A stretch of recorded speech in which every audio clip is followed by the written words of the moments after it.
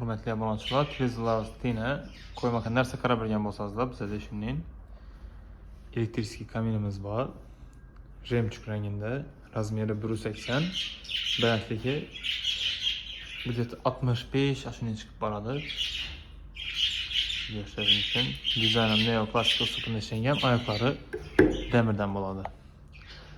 Kraskilerim süfetlisine vurulgan, remçük rengi, perlamotor lak sepledi, yaldırab, çıraylı görünüş verip duradı.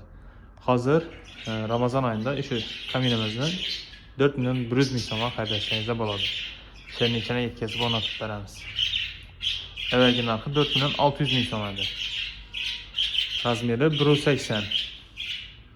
Kimyan tarafta şimdi kaminimizde kara renginden var. Bunu 3 milyon 900 bin soma kardeşlerinize boladı. Bunun üstünde azgına bıdır bıdır boğan için arzana katıp veremiz.